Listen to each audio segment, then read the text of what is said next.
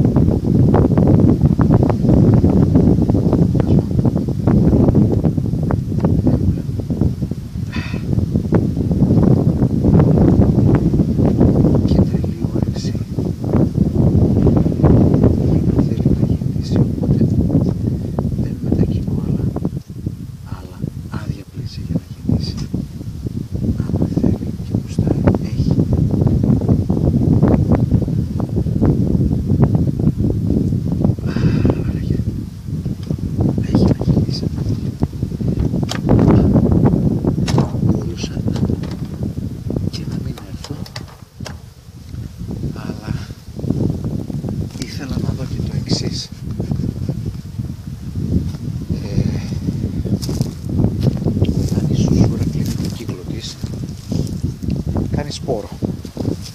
Όσο κάνει σπόρο, φυσικά μαραίνεται το ρουφεδάκι.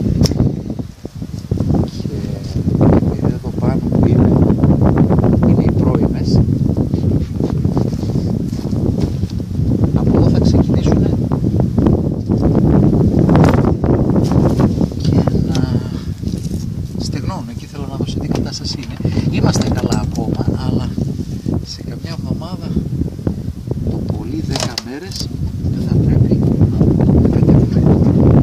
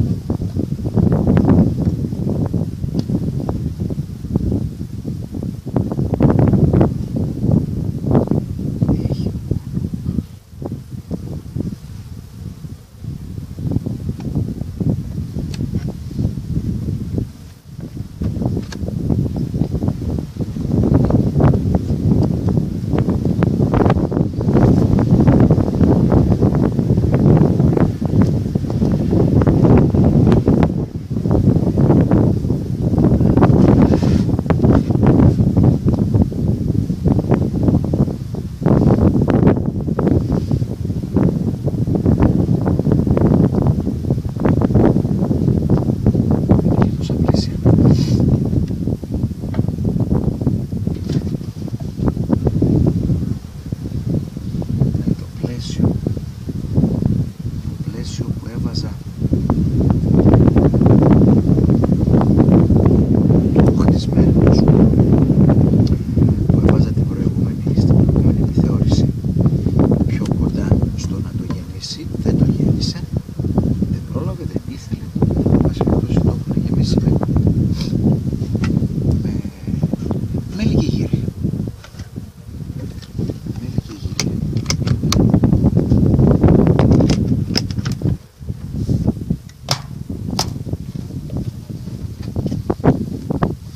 Υπενθυμίζω στους όσους με παρακολουθούν και πάλι ότι αυτά δεν είναι τα βίντεο, δεν είναι βίντεο εκμάθησης μελισσοκομείας, είναι η δική μου καταγραφή των εμπειριών μου και των πειραμάτων που κάνω, προσπαθώντας να μάθω κι εγώ ο ίδιος την τέχνη της μελισσοκομείας.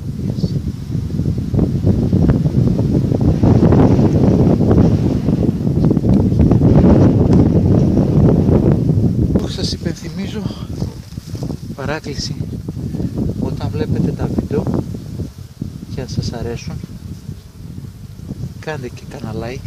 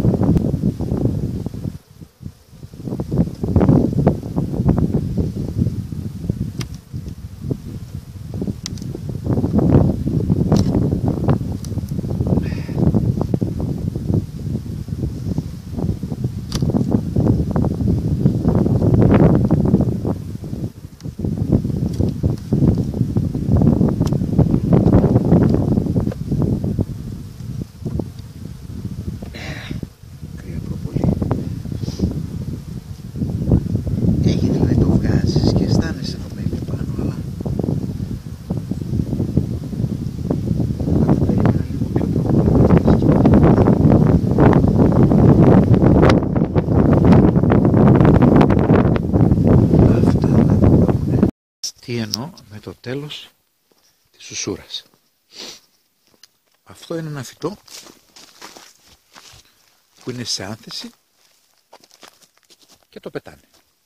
Έχει λουλουδάκι, έντονο χρώμα, μοβ και μυρίζει. Εδώ είναι ένα φυτό το οποίο έχει στεγνώσει, έχει γίνει σπόρος. Είναι καφετή χρώμα και ελάχιστο λουλουδάκι πάνω. Αυτό θέλω να πω.